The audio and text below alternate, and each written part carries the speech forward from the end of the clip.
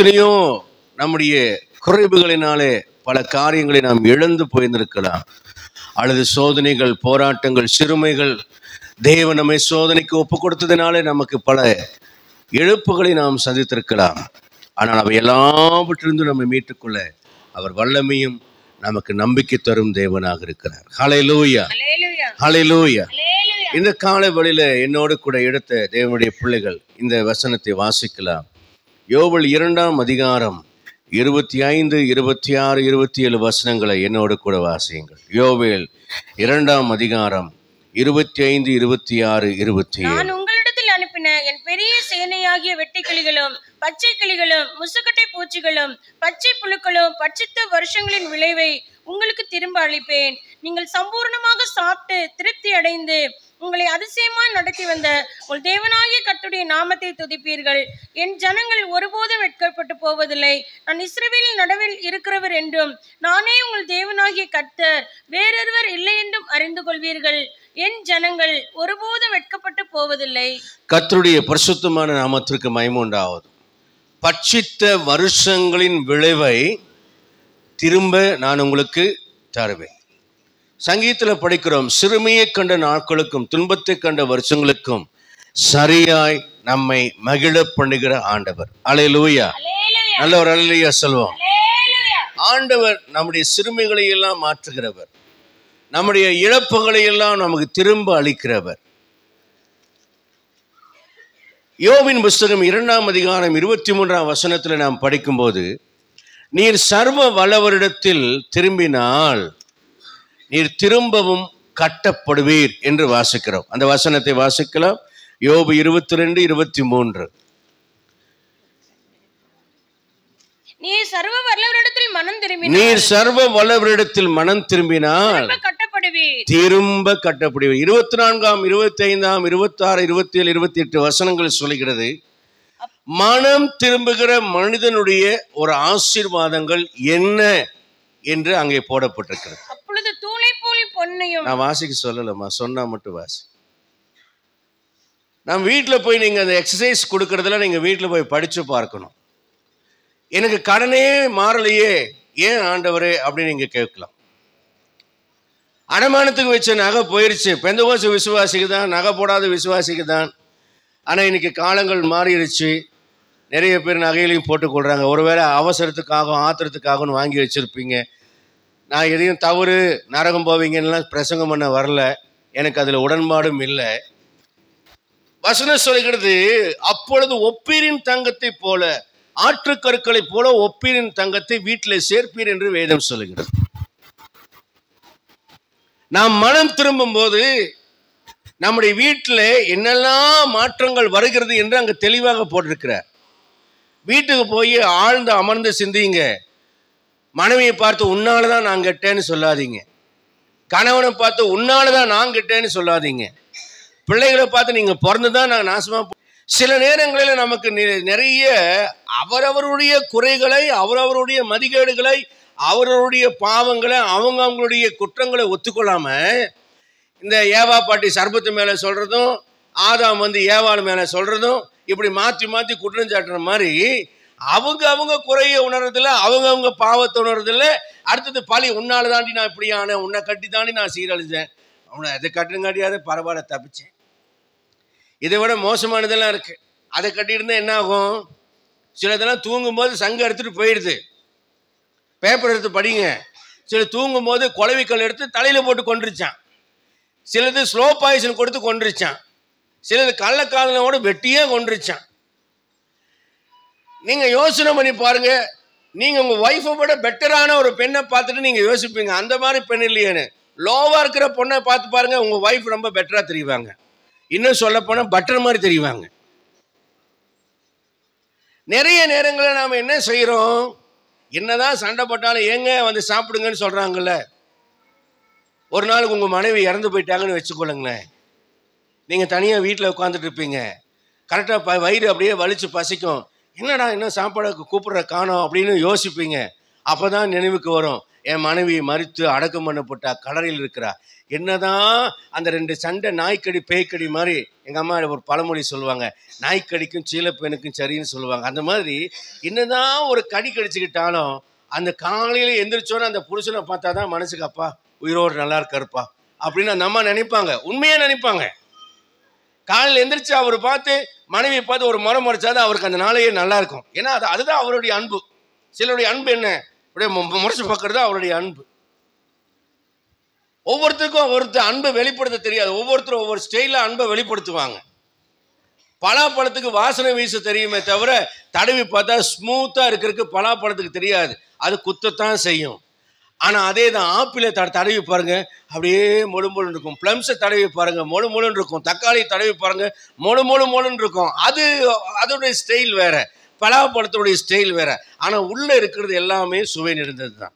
உள்ள எல்லாத்துக்குள்ளேயும் அன்பு தான். நம்ம புரிந்து கொள்ள கற்றுக்கொள்ளணும். அப்போ தேவனிடத்துல மனம் திரும்புவதற்கு நம்ம யாருக்கிட்டையும் குறைய பார்த்து கொண்டிருக்கிற வரைக்கும் நாம் மனம் திரும்ப மாட்டோம். குற்றம் சொல்லுகிற யாரும் மனம் திரும்பாதவர்களே.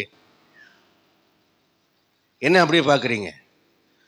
பிறரை குற்றம் சாட்டுகிற யாவரும் இன்னும் மனம் திரும்பவில்லை என்ற அர்த்தம். மத்திய 7:1 சாட்சி, உன் கண்ணில உத்திரம் இருக்கையில் உன் சகோதரன் கண்ணில் நீ துரும்பை பார்த்து கொண்டிருக்கிறாய். அப்படியானாலும் என்ன அர்த்தம்?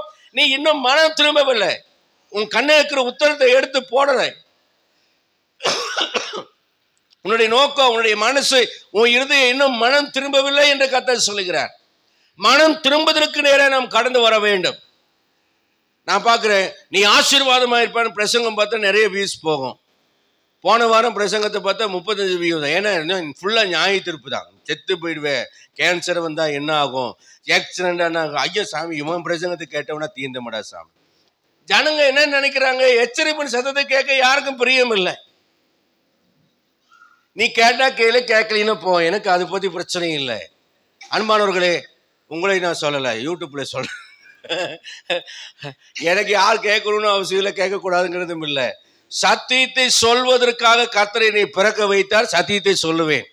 உயிரோடு இருக்கிற வரைக்கும் அதுதான் கர்த்தர் எனக்கு கொடுத்த பணி. அதையும் நான் செஞ்சுட்டு என் ஓட்டத்தை ஓடிடுவேன். யோவான் எப்படி ஆண்டவருடைய சத்தமா இருந்தானோ அது போல சத்தியத்தை சொல்வதற்காக கர்த்தர் என்னை பிறக்க வைத்திருக்கிறார். சத்தியத்தை சொல்லி என் கரத்துல கொடுக்கப்பட்ட மந்தையை கொஞ்சத்துல உண்மையா இருக்கணும். எங்கிட்ட 10,000 பேர் இல்லை, 1000 பேர் இல்லை, ஆனா கர்த்தர் கொடுத்த கொஞ்சத்துல நான் உண்மையுள்ளவனா இருப்பேன். ஒரு அல்லையா சொல்லலாமா? என் அன்புக்குரிய அருமையான கர்த்தருடைய பிள்ளைகளே, மனம் திரும்புதல். பாஸ்டர், நான் ஞானஸ்தானம் எல்லாம் எடுத்துட்டேன் பாஸ்டர், மனம் திரும்பாமே எடுத்திருக்கலாம்.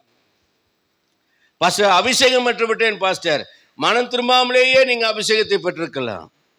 அல்லேலூயா. ஏன்னா மாம்சமான யாவர் மேலும் என் ஆவியை ஊற்றுவேங்கிறார். ஆவிக்குரியவர்கள் மேல தான் ஆவியை ஊற்றுவேன்னு சொன்னாரா? மாம்சமானவர்கள் மேல ஊற்றுவேன். மாம்சப்படி நடந்து கொண்டிருக்கலாம். ஏனென்றால் ஆவியானவர் வந்துதான் நம்மளை ப்ராசஸ் பண்றார், நம்மளை பக்குவப்படுத்துறார். இதை செய்யாதே, இதை விட்டு விலகு, இங்க போ, இப்படி பண்ணு என்று போதித்து பாவத்தை விட்டு தீமையை விட்டு நம்மை கண்டித்து உணர்த்தி நம்மை சீர்படுத்துகிறார். ஆகவே அவர் நமக்குள்ள வந்ததுனால நான் பரிசுத்தமான அர்த்தம் இல்லை. சிம்சோன் மேல ஆவியானவரை இறங்கினதுனால அவன் பரிசுத்தமான வாழ்ந்தானா? காசா ஒரு ஏசிக்கிட்டு இருக்கிறான், எதிரிகள் வர்றாங்க, ஆவியானவர் இறங்குறார், கோட்டை வாசலை பேத்து கொண்டு 60 கிலோமீட்டர் போனானா. கோட்டை வாசல் எவ்வளவு பெருசு தெரியுமா? அது இருக்கும் ஒரு 10-15 அடி அகலம் இருக்கும். எவ்வளவு பெருசு நீட்டா இருக்கும். சில ஒரு 8 அடி அகலன்னு வச்சுக்குவோமே, 8 அடி அகலம் இருக்குன்னு வச்சுக்குவோம். உயரம் எவ்வளோ இருக்கும்? குறைஞ்சது என்ன கேட்டால் ஒரு 12 அடியாவது உயரம் இருக்கணும் கோட்டை வாசல். அது கதவு எவ்வளோ இருக்கணும்? கிட்டத்தட்ட இது 1 டன் வெயிட் இருக்கலாம், ஒரு 1000 கிலோ இருக்கலாம் என்று நான் நினைக்கிறேன். மீறி வேணாம், ஒரு 500 கிலோவே போட்டுக்கொள்ளுங்களேன். 500 கிலோ வெயிட்டை தூக்கிட்டு, இல்லை ஒரு 300 கிலோவே போட்டுங்களேன். 300 கிலோ வெயிட்டை தூக்கிட்டு 60 கிலோமீட்டர் கொண்டு போனானா, எங்க மலைக்கு போனானா? அப்ப அவனுக்கு எவ்வளவு பெரிய பலன் இருந்தது. ஆவியானவர் எவ்வளவு வல்லமையா அவன் மேல இறங்கினார். ஆனால் யார் மேல இறங்கினார்? விபச்சாரம் செய்தவன் மேல ஆவியானவர் இறங்கினார். ஆவியானவர் இறங்கிட்டதுனால பரிசுத்தவான் என்ற அர்த்தம் அல்ல. தீர்க்கதரிசனம் சொல்றதுனால பரிசுத்தவான் என்ற அர்த்தம் அல்ல. விபச்சாரம் செய்துட்டே இருக்கிறவங்களையும் தீர்க்கதரிசனத்துல ஆண்டவர் பேசுவார். ஏன்னா அவனை விட்டு விலகிற வரைக்கும் கர்த்தர் அவன் கூட இருப்பார். ஒரு கிருபையின் காலம் இருக்கும், அது வரைக்கும் இருப்பார். தாவீது வர்ற வரைக்கும் சவுல் மேலே இறங்கினார். சவுல் அன்பிட்டு தள்ளப்பட்டுட்டான். தள்ளிட்டேன்னு சொல்லிட்டாரு. ஆனாலும் தள்ளப்பட்டவனோடு கர்த்தர் கொஞ்ச நாள் இருந்தார். ஏன்னா இன்னொரு ஆளை உருவாக்குற வரைக்கும், இன்னொரு பாத்திரம் ரெடி ஆகுற வரைக்கும் காத்திருந்தார். அப்படினால என்ன அர்த்தம்? இன்னைக்கு எனக்கு வரக்கூடிய ஆசீர்வாதம் கர்த்தர் இருக்கிறார் என்பதன் அடையாளம் அல்ல. இன்னைக்கு நான் பேசுற அந்நிய பாஷை, தீர்க்க தரிசனங்கள், வெளிப்பாடுகள் கர்த்தர் என்னோடு இருக்கிறார் என்ற அர்த்தம் அல்ல. அல்லது அப்படியே மழை வர்ற மாதிரி வசனத்தை பேசுறதுனால கர்த்தர் அவர்களோடு இருக்கிறார் என்ற அர்த்தம் அல்ல. அல்லது உருகி உருகி ஜெபம் பண்றதுனால கர்த்தர் அவர்களோடு இருக்கிறார் என்ற அர்த்தம் அல்ல. நாம மனம் திரும்பாமல் ஜெபம் பண்ணலாம், மனம் திரும்பாமல் நாம உபவாசம் போடலாம், மனம் திரும்பாமல் ஊழியம் செய்யலாம், மனம் திரும்பாமல் நாம ஆத்துமாக்களை ஆதாயம் செய்து சபையில கொண்டு அவங்களை ஞானஸ்தானத்துக்கு நேராக வழி நடத்தலாம். நான் அடிக்கடி சொல்றது போல வழிபோக்கரை போல அந்த வழியில போர்டு வச்சிருப்பாங்கல்ல, சென்னைக்கு 40 கிலோமீட்டர், சென்னைக்கு 300 கிலோமீட்டர், இந்த போர்டு போகாது. ஆனா அந்த போர்டை பார்த்து நாம போவோம். அதே போல சிலர் எல்லாருக்கும் புத்தி சொல்லுவாங்க. சிலர் சொல்லுவாங்க once upon a time there was a அப்படின்னு இங்கிலீஷ்ல கதை சொல்லுவாங்க இல்லையா, அந்த மாதிரி லாங் லாங் லாங் எகோ, ஒரு காலத்துல நாங்க கன்வென்ஷன் கூட்டத்துல, ஒரு காலத்துல நாங்க எல்லாரும் சேர்ந்து ஜெபிக்கையிலே, ஒரு காலத்துலன்னு சொல்லும் போது இந்த காலத்துல பின்மாற்றத்திலேன்னு அர்த்தம். ஒரு காலம் பேசுறவங்கல்ல இன்னைக்கு அப்படி இல்லைன்னு அர்த்தம். அப்படின்னா என்ன அர்த்தம்? பின்மாற்றம் அடைந்து விட்டார்கள் என்று அர்த்தம். ஆதி அன்புல விழுந்துட்டாங்கன்னு அர்த்தம். இன்னைக்கு ஜனங்களுக்கு தங்களை உணரக்கூடிய சக்தி இல்லை. பிசாசு கவனமா உணர்வற்ற வாழ்க்கைக்குள்ள அவர்களை பாதுகாப்பாக வைத்துக் கொள்கிறார். உணர்வு வந்து விட்டால், இவர்கள் விழித்து கொண்டால் மனம் திரும்ப வேண்டிய நேரம் வந்துடும். ஆனால் ஆவியானவர் விடமாட்டார். பாவத்தை குறித்து கண்டித்து உணர்த்துவார், சத்தியத்தை குறித்து கண்டித்து உணர்த்துவார், நியாய தீர்ப்பை குறித்து அவர் பேசித்தான் தீர்வார். இதுதான் ஆவியானவருடைய சபை. சில நேரத்துல தொண்டைக்கிளியே இருமல் வர சத்தம் போட்டு பிரசங்கம் பண்ணனால்தான் பாஸ்டர் இன்னைக்கு ஆவியில் நிறைஞ்சு பேசினார் நினைக்காதீங்க. அரசியல்வாதி கூட அப்படிதான் பேசுறாங்க. அப்புறம் கூட்டம் மேடம் முடிஞ்சுட்டு எங்கப்பா சோடா இருக்காப்பா அப்படின்னு கேட்பாங்க. அதுக்காக சத்தம் போட்டு ஆவேசமா பேசுறவங்க எல்லாம் ஆவியில் நிறைஞ்சாங்கன்னு பார்த்தா இப்ப அரசியல்வாதிகள் மேல கூட பரிசுத்த ஆவியில் இறங்கினான்னு தானே அர்த்தம். அதனால சத்தம் போட்டு ஆவியில நிறைஞ்சு வல்லமையா கத்தி பேசுறதுனால அதனால ஆவியானவர் பேசினார் என்பது அர்த்தம் அல்ல. சில நேரத்தில் திடீர்னு சத்தம் போட்டா நமக்கு ஒரு பயம் வரும். இப்படிலாம் சைக்காலஜிக்கலா பிரசங்கம் பண்ணி நம்ம பயமுறுத்துறவங்களாம் இருக்காங்க. அதுவல்ல பயம். மென்மையான வார்த்தையிலே சொன்னால் இந்த வசனம் கண்மலையை பெயர்க்கும் சமட்டி. இப்போ தாவீது கிட்ட நாத்தான் என்ன சொல்லியிருப்பான்? நீ அந்த மனுஷன் அப்படின்னு சண்டைக்கு நின்றுப்பானா? நாத்தானுக்கு ஏற்கனவே அவன் ராஜாவாச்சு. போனா சொன்னா என்ன பண்ணுவான்னு தெரியல. சமஸ்ட சபைக்கு முன்னாலும் போய் நான் சொல்லும் போது ஒருவேளை கத்தி எடுத்து நீ வெட்டினாலும் வெட்டுவான். என்னம்மா கத்தி எடுத்து வெட்டினாலும் வெட்டுவான். இல்லை இவனை உடனே சிரசேதம் பண்ணுங்கன்னு சொல்லுவான். என்ன நடக்குமோ தெரியாது. நாத்தான் பயந்து கொண்டே தான் வந்திருப்பான். அதனாலதான் முதல்ல உண்மையா ஒரு கதையை சொல்றான். கதை சொல்லி ராஜாவின் வாயிலேயே வார்த்தையை பிடுங்கிறான். வாங்கிட்டு யார் அந்த மனுஷன் கேட்கும்போது அதுக்கு பதில் சொல்றான், நீ தான் அந்த மனுஷன்ப்பா. அப்போ அவன் என்ன பயங்கரமா சொல்லுவான், நீ தான் அந்த மனுஷன், நீ தான் அந்த மனுஷன் அப்படின்னா சொல்லியிருப்பான் ராஜாங்க. அதனால என்ன சொல்லியிருப்பான், நீங்க தான் அந்த மனுஷன்.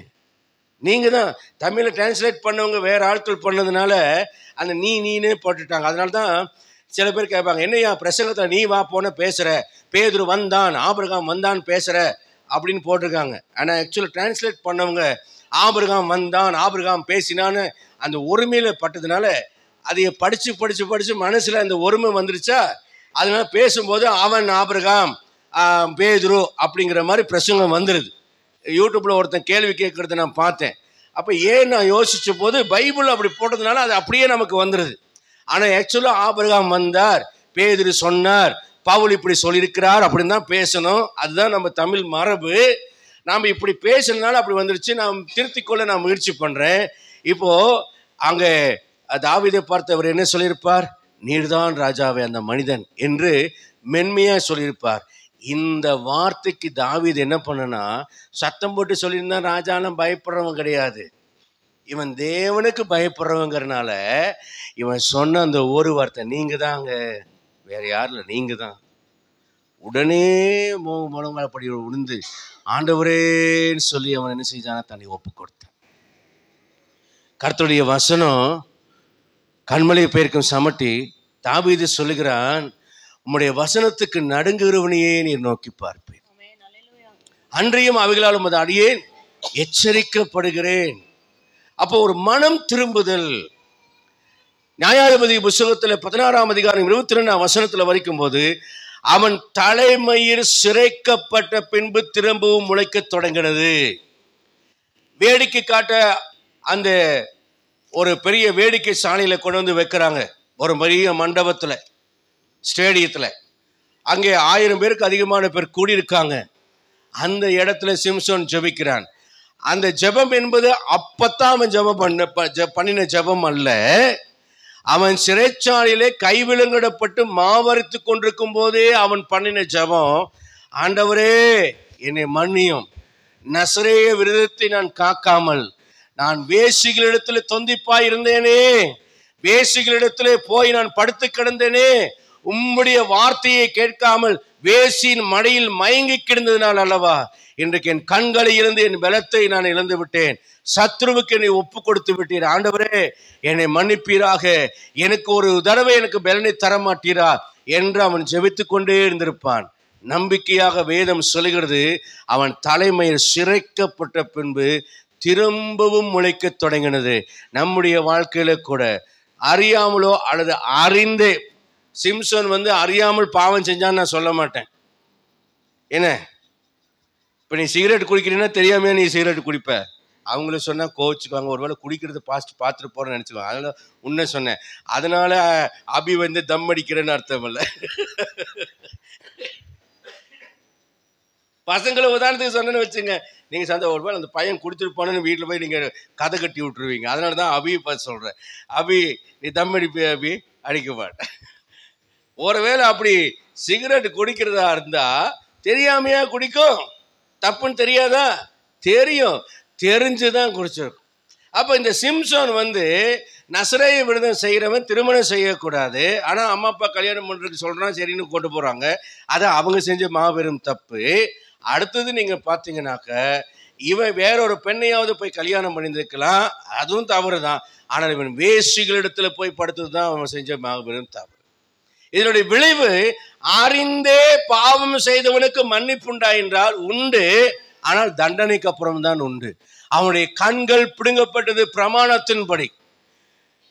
என் கண்களோடு உடன்படிக்கப்படின நான் ஒரு கன்னிகையின் மேல் நினைவா இருப்பது எப்படி? இந்த கண்ணு தானே உனக்கு இச்சையை கொடுத்தது, சத்துரு கண்ணை நோண்டிட்டான். எந்த அவயவத்தை பாவம் செய்வதற்கு நீ ஒப்பு கொடுக்கிறையோ அந்த அவயவத்திலேயே சத்துருவுக்கு கர்த்தர் லைசன்ஸ் கொடுத்துருவார். என்னங்க நான் சொல்றது, எந்த அவயவத்தை பாவம் செய்ய ஒப்பு கொடுக்கிறீங்களோ, சிம்சோன் பாவம் செய்யறதுக்கு எது காரணமா இருந்தது? அவங்க அம்மா அப்பா சொல்றான், என் கண்களுக்கு அவள் பிரியமானான், காசா ஊரில் ஒரு வேசியை கண்டான், தெளிலாலே கண்டான். அப்ப கண்டான், கண்ணு தான் அவனுக்கு பிரச்சனை. அப்போ கண் அவனுடைய பாவம் செய்வதற்கு வாசலா இருந்தது. சோ கண்ணின் மேலே சாத்தானுக்கு அதிகாரம் கிடைத்தது, கண்ணை நோண்டிட்டான். ஆனா கைகளுக்கு விலங்க போட்டான், ஆனா அந்த விலங்க உடைச்சான், அந்த அந்த செடித்தி அசைச்சா எல்லாத்தையும் கொன்னான். ஏன்? கண்ணு தான் பாவம் செய்யறதுக்கு காரணமானது. நல்லா தெரிஞ்சுக்கொள்ளுங்க, உங்க மாம்சத்தை பாவத்துக்கு உள்ளாக்குறதுக்கு எந்த அவயவம், அதனாலதான் ஆண்டவர் சொன்னார், கை உனக்கு இடல் உண்டானால் அதை வெட்டி போடு, கண் உனக்கு இடல் உண்டாக்கினால் அதை பிடுங்கி போடு, முழு சரீரம் நரகம் போவதை விட இது நல்லது என்றார். என்னப்பா ஸ்டார் 1ஆம் தேதி அதுவுமா இப்படி ஒரு பிரசங்கத்தை செய்றீங்களே அப்படின்னு கேட்டா, இது கெட்ட பிரசங்கம் அப்படின்னு நீங்க நினைச்சீங்கன்னா அதுக்கு நான் ஒன்றும் செய்ய முடியாது. இங்கே சொல்லப்பட்டிருக்கிறது, ஒரு நம்பிக்கையின் தேவன் உன் பாவங்களை அவர் மன்னிக்கிறார். மனம் திரும்பும் போது சிம்சோன் சிறையிலே மனம் திரும்பினார், ஆண்டவரிடத்தில் விண்ணப்பம் பண்ணினார், ஆண்டவரே இந்த ஒரு விஷயம் எனக்கு இறங்கும். சிறைக்கப்பட்ட மயிர் திரும்ப முளைத்தது, உடன்படிக்கை முளைத்தது.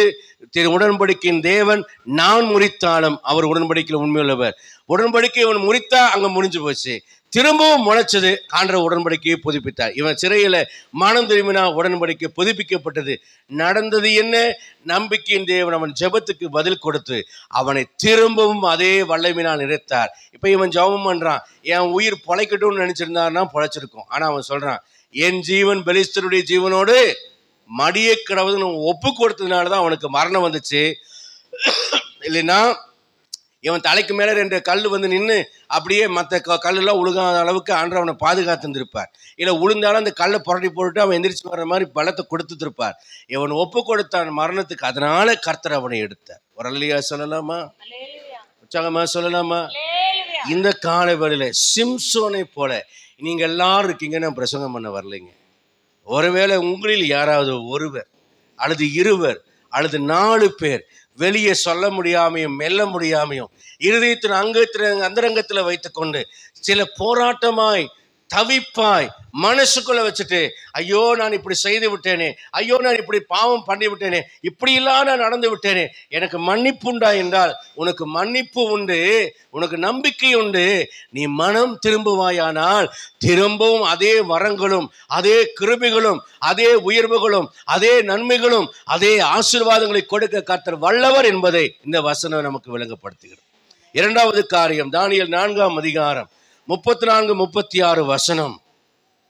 அங்கே வாசிக்கிறோம். நேபுகாத்நேச்சாரை பற்றி நமக்கு தெரியும். நேபுகாத்நேச்சார் சொல்லுகிறான், என் புத்தி எனக்கு திரும்ப வந்தது. 34ஆம் வசனத்துல. 36ஆம் வசனத்துல சொல்கிறான், என் புத்தி எனக்கு திரும்ப வந்தது. எதனால புத்தி அவனுக்கு திரும்ப வந்தது, எதனால இவனுக்கு புத்தி போனது அப்படின்னு பார்த்தா, இவனுடைய இருதயம் மேட்டுமை அடைந்தது. கர்த்தர் தான் இவனை உயர்த்தினார், கர்த்தர் தான் இவனுக்கு எல்லா கிருபையும் கொடுத்தார். ஆனால் கர்த்தர் கொடுத்த பெலன், ஐஸ்வர்யம், அதிகாரம், ஆளுகை இதெல்லாம் நல்லா வந்த போது, அப்போ உப்புரைக்கில உலாவும் போது அந்த அரண்மனை, பாபிலோன் அரண்மனை பார்த்தோன்னே, என் வல்லமையின் பிரதாபத்துக்கு நான் கட்டின அரண்மனை அல்லவா, நான் கட்டினது கர்த்தரை மறந்து விட்டான், நான் கட்டினது கர்த்தரை மறந்து விட்டான். என்னுடைய வல்லமைக்காக, என்னுடைய மகிமைக்காக, என்னுடைய பிரதாபத்துக்காக, என் புகழ்ச்சிக்காக. நல்லா வச்சுங்க, நீங்க வைக்கிற காரோ வீடோ பங்களாவோ ஆஸ்தியோ எதுவானாலும் எனக்காக, என்னுடையதுக்காக, என் வல்லமைக்காக, என் புகழுக்காக, என் மேன்மைக்காக. ஈவன் ஒரு கழுத்துல செயின் போடும்போது கூட பெருமைப்பட்டீங்கன்னா அது உடனே அடமானத்துக்கு போயிடும். அல்லேலூயா. அடுத்தவங்களை பார்த்து வைத்தறிய வைக்கணும்னு ஒரு செயின் போடாதீங்க, அடமானம் போயிடும். அடுத்தவங்க பார்க்கறதுக்காக அப்படி ஸ்டைலா வண்டி ஓட்டணும்னு நினைக்காதீங்க, ஆக்சிடென்ட் ஆகிடும். நான் தப்பா சொல்றேன்னு நினைக்காதீங்க, உண்மை அதுதான். எங்கெல்லாம் உங்க சுயத்தை உயர்த்தி கர்த்தரை தாழ்த்துகிறீர்களோ அங்கே கர்த்தர் விரோதமானவராக இருப்பார். 31ஆம் வசனம் சொல்லுகிறது, இந்த வார்த்தை ராஜாவின் வாயில் இருக்கும் போதே, இந்த வார்த்தை ராஜாவின் வாயில் இருக்கும் போதே அவ்வளவுதான், எல்லாத்தையும் பிடுங்கிட்டார். அவன் புத்தியை பிடுங்கிட்டார். மேட்னஸ் ஆயிடுச்சு, மென்டல் ஆயிட்டான், பைத்தியம் ஆயிட்டான். ஓடி போயிட்டு அரண்மனையை விட்டு. நான் நினைச்சுக்கிறேன் அடைச்செல்லாம் வச்சு பார்த்துருப்பாங்க, நைஸா திருட்டுத்தனமா ஏமாந்து போயிருப்பான், எல்லாத்தையும் தாண்டி போயிருப்பான், காட்டுக்குள்ள போயிருப்பான். அரண்மனையெல்லாம் தாண்டி எல்லாரும் விட்டுட்டாங்க. போனா போய் தொலைறான், போடா இவனால தொல்லை தாங்கலை. இந்த ராஜா பைத்தியம் பிடிச்சி மென்டல் ஆகி போச்சேன். ராஜாத்தி சொல்லியிருப்பான், பைத்தியத்தோட என்னால் வாழ முடியாது, கடிக்க வருதுயா, விட்டுருங்கப்பான் இருப்பான். ராஜாவின் குமாரன் சொல்லியிருப்பான், பெல்தாசார் அவன் குமாரன் அல்லவா, அவன் சொல்லியிருப்பான், ஏன் விட்டுருங்கப்பா, அவன் எங்கள் அப்பன் லூசு பிடிச்சிட்டான், எல்லாம் சாமம் வந்து ஏறி போச்சு, தானியேல் சொன்ன மாதிரி நடந்து, விட்டுருங்கப்பா. எல்லாரும் விட்டுருப்பாங்க. காட்டுக்குள்ளே போயிட்டான், அவன் பாட்டுக்கு புள்ள திங்குறான், தலையை திங்குறான், மாடு மாதிரி மேய்ஞ்சிரு தெரியினான். ஒரு நாள் அவனுடைய புத்தியை கர்த்தர் திரும்ப கொடுத்தார். அப்போதான் அவன் எந்திரிச்சு சொல்கிறான், உன்னதமான ஒரு மனுஷனுடைய ராஜ்யத்தில் ஆளுகை செய்கிறார். மனுஷரெல்லாம் ஒன்றுமே இல்லை, நானெல்லாம் ஒன்றுமே இல்லை, எல்லாமே அவர் தான். என்னைக்கு எல்லாமே அவர் தான், நான் ஒன்று இல்லைன்னு நினைக்கிறேங்கள. சில பேர் பாருங்க, ஏதாவது ஒன்றை கொடுத்தோன்னே சபைக்குள்ள 2 பண்ணிடுவாங்க. ஒரு 2000 ரூபாய் இன்க்ரிமெண்ட் வந்தோடனே பாஸ்டிங்க இப்படி பிரசங்கம் பண்ணுறாருன்னு கேள்வி கேட்பாங்க. இன்க்ரிமெண்ட் உடனே ஒரு ரைடு வரும், உடனே ஏதோ ஒரு ஃபால்ட்டு வரும், உடனே 4 மாதம் சஸ்பெண்ட் பண்ணி விட்டுருவாங்க, உடனே ஒரு ப்ரொமோஷன் கட்டாக போயிடும். எத்தனை பேருக்கு நடந்திருக்கு தெரியுமா? கர்த்தர் உன்னை உயர்த்துறதுக்கு ஊழியக்காரனுக்கு இடையில வெடி வைக்கிறதுக்கா கர்த்தர் உயர்த்துறாரு, சபையை கெடுக்கிறதுக்கா கர்த்தர் உயர்த்துறாரு. நீ நல்லா இருப்ப, இன்னும் ஊழியம் செய்வ, ஊழியர்களை தாங்குவ, தேவன் ராஜ்யத்தை கட்டுவ, இன்னும் பரிசுத்தமா வாழ்வ, கர்த்தருக்கு மகிமையா இருப்பேன்னு சொன்னா, அப்பத்தான் உயரும் போது தனக்குத்தானே சூனியம் வச்சுக்கிற மாதிரி இந்த வாயை வச்சுட்டு சும்மா இருக்கிறதுல. இந்த வார்த்தை ராஜாவின் வாயில இருக்கும் போதே, வெளியே கூட வரல, வாயில இருக்கும் போதே கர்த்தருக்கு கோபம் வந்துருச்சு. பிரசங்கி 5:6 எச்சரிக்கிறது நம்ம என்ன, உன் மாம்சத்தை பாவத்துக்குள்ளாக்க உன் வாய்க்கு இடம் கூடாது, அது புத்தி பிசகினால் செய்து என்று தூதருக்கு முன்பாக சொல்லாதே, கர்த்தர் உன் வார்த்தைகளில் கோபம் கொண்டு உன் கரத்தின் கிரியைகளை அழிப்பானேன். என்னங்க, உங்க வார்த்தைகளில யார் கோபம் கொள்வா?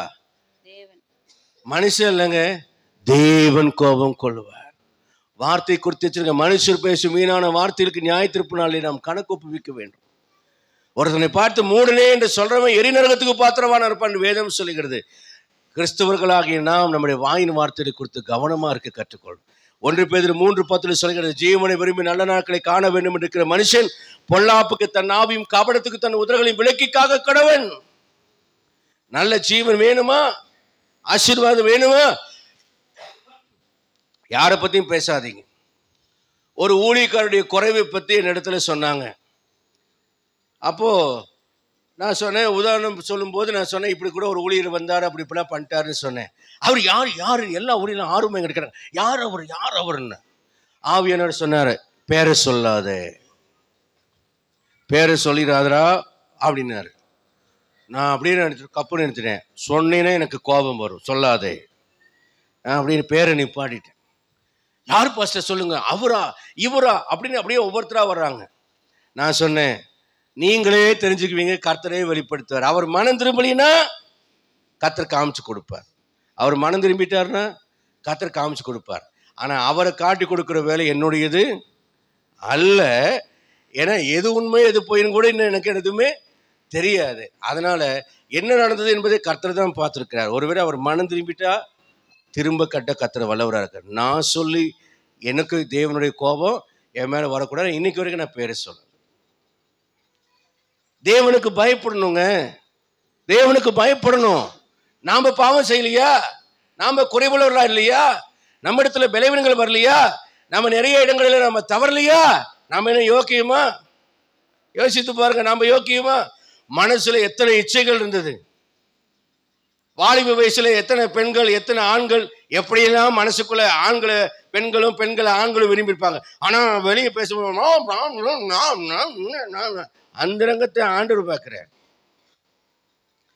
வெளியே அத்தனை மாய்மானம் பண்ணி ஐயோ நான் அப்படியே யோக்கியோன்னு நம்ம பேசலாம். ஆனா இருதயத்தின் அந்தரங்கத்தை ஆண்டவர் பார்க்கிறார்.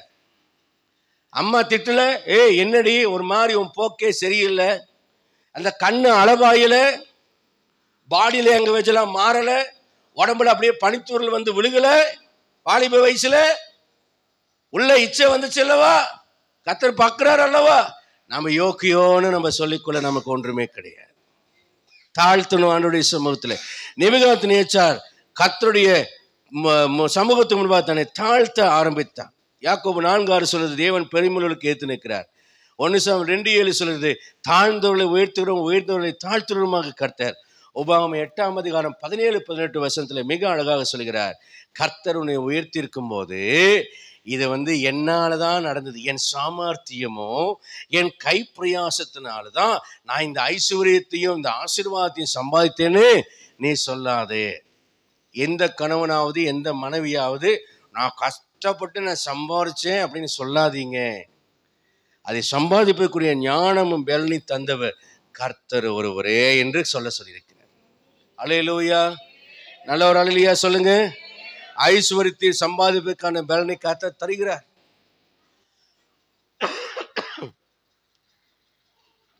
நேபுகாத்நேச்சாருடைய வாழ்க்கையில திரும்பவும் அவனுக்கு ஒரு முகக்கலையை தந்தார். ராஜ்ய பாரத்தை திரும்ப தந்தார்.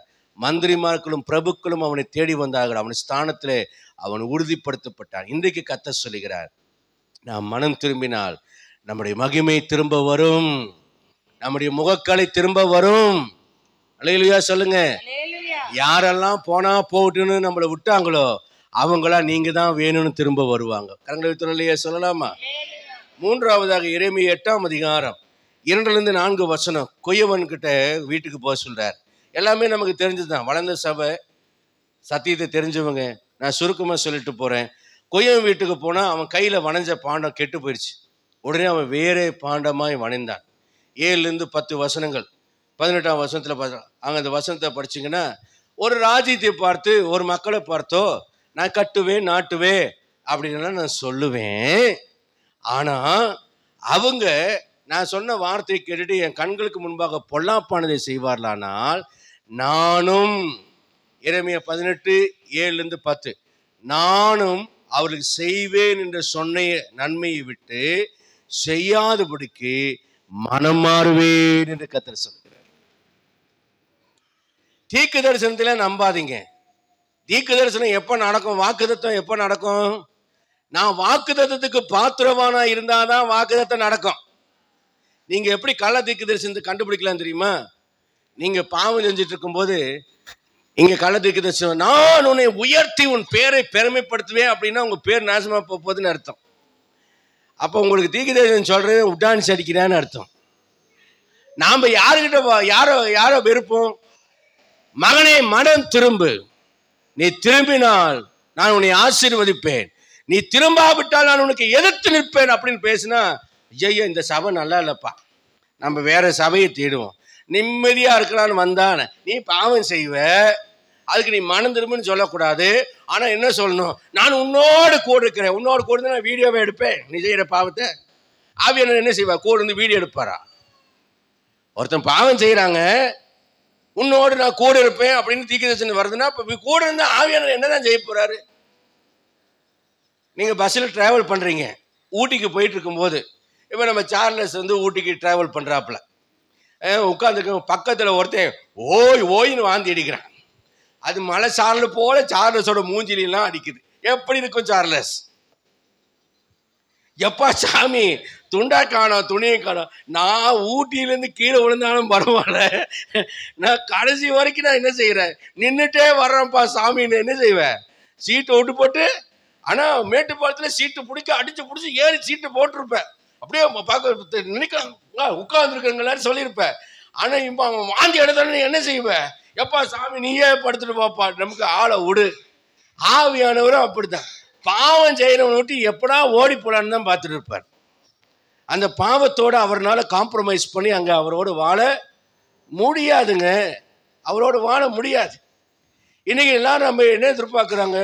பாசிட்டிவா பேசணும், பாசிட்டிவா பிரசங்கம் பண்ணணும். ஒரு பாஸ்டர் எனக்கு சொன்னார், அவர் சர்ச்சில் நல்ல கூட்டம். அவர் சொல்றாரு, பாஸ்டர் நான் இன்னைக்கு நெகட்டிவாகவே பேச மாட்டேன் பாஸ்டர், நான் பாசிட்டிவாக தான் பேசுவேன். நல்ல ஜனங்க வராங்க, நல்லா தசம பாகம் கொடுக்குறாங்க, நல்ல காணிக்கைகள் வந்து குவியுது பாஸ்டர்னார். நான் சொன்னேன், எனக்கு அப்படிலாம் குவிய மாட்டேங்குது பாஸ்டர். ஏன்னா நான் உள்ளதை உள்ளதென்றும் இல்லாததை இல்லாது என்று சொல்லுகிறபடியால் நமக்கு ஆகாப் மாதிரி, டேய் இவனை பிடிச்சி உள்ள வைடா,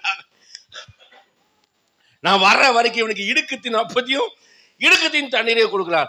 பாருங்க, சோத்துக்கு கஷ்டம் வந்தாலும் பரவாயில்ல, தண்ணிக்கு கஷ்டம் வந்தாலும் பரவாயில்ல, நான் சொல்றதான் சொல்லுவேன், கர்த்தர் சொல்லாததை நான் சொல்ல மாட்டேன். சாகும்போது அப்படி கெத்த சாகணுங்க. சிங்கம் பார்த்தீங்கன்னா சும்மா சாகாது, தனக்கு தானே குழி தோண்டி படுத்துக்கணும்னு சொல்லாது. உண்மையா போய் எனக்கு தெரியல, ஆனா அப்படியே செத்தாலும் அப்படியே ஒரு ராஜாவா தான் சாகணும். சும்மா வந்து வீணா எவ்வளோ பெரிய பணக்காரனாக இருந்தாலும் சாவல் என்ன பேசுவாங்க? ஆமாம் இவன் பழைச்சான், ஒரு பழைப்பு வந்துடுவான் 1ஆம் தேதி ஆனால் கைக்கு காய்ச்சி கட்டிட்டு தசம்பாதில் என்னப்பா தசம்பாங்க காணும், என்னப்பா டெரைக்கு இந்த மாதம் தசம்பாங்க கொடுக்கவே இல்லை அப்படின்னு மண்டையை செய்வேன். இவனும் ஒரு ஆளா அப்படிங்கிற மாதிரி கேவலம் பேசுகிற மாதிரி வாழ்ந்தோன்னு வச்சுக்கொள்ளுங்களேன். அது ஒரு வாழ்க்கையை சிங்கம் போல இருக்கும், ஒன்றுக்கும் பின்னடியாத சிங்கம், புளிப்பை சித்தாலும் புள்ளை திங்காதுங்கிற மாதிரி அப்படி வாழணும். அப்போ இன்னைக்கு ஆண்டவர் சொல்றாரு, குயவன் கையில் இருக்கிற பாத்திரம் கெட்டு போச்சு, நான் வேற பாண்டமாய் வணங்குகிறேன். அல்லேலூயா. அல்ல ஒரு அல்லையா சொல்லுங்களேன். 1ஆம் தேதி அதுவுமே இந்த ஆள் நேரமா வர சொல்லி நம்மளை திட்டிட்டு இருக்கிறான்னு யோசிக்கிறீங்களா? கர்த்தர் சொன்னதையே தான் சொல்லுவேன். ஆனா அங்க என்ன நடந்ததுன்னு பாருங்க. ஆமோஸ் 9ஆம் அதிகாரம் 12ஆம் வசனத்துல வாசிக்கிறோம். ஆமோஸ் 9:12 வாங்க. அந்நாளிலே பாருங்க, மின்னுக்கே வாய்ஸ் கம்மியா போச்சு. அந்நாளிலே விழுந்து போன தாவீதின் கூடாரத்தை நான் திரும்ப எடுப்பித்து திறப்புகளை அடைத்து பழுதாய் போனதை சீர்படுத்தி, எப்பா நான் வணையும் போது நீ கெட்டு போனாலும் பரவாயில்ல, ஆனா நான் திரும்பவும் உன்னை நான் எடுப்பிப்பேன், உன் திறப்புகளை அடைப்பேன், பழுதா போனதை சீர்படுத்துவேன், முதல்ல நீ எப்படி இருந்தியோ அப்படியே நான் உன்னை மாத்துவேன்னு கர்த்தர் சொல்றேன். அல்லேலூயா, அல்லேலூயா, அல்லேலூயா. ஒரு நாளில் ஆராதனை எப்படி இருந்துச்சு? ஒரு நாளில் துதி தாவீதின் வீட்டில், ஒரு நாளில் பயங்கர டான்ஸ் தாவீது போட்டாரு, உடன்படிக்கை கொண்டு வந்து பயங்கர டான்ஸ் போட்டாரு. மீகா கிட்ட பக்தி வைராக்கியமா பேசினாரு, நன்றி பலி செலுத்தினாரு, ஆராதனை தான், உபவாச கூட்டம் தான், கன்வென்ஷன் தான், காணிக்கை அள்ளி அள்ளி போட்டார் தான். ஆனா பச்சைபாலை பார்த்தோன்னே எல்லாமே டமால்னு பலூன் மாதிரி வடிச்சு போயிட்டார். பச்சைபால்கிட்ட அவர் செஞ்ச அந்த ஒரு பாவம் அடுத்த ஒரு பாவத்தை செய்ய வைக்குது. உரியாவை கூப்பிட்டு ஒழுங்கா யுத்தத்தில் இருக்கிறவனை சோம்பேறியாக்குறாரு.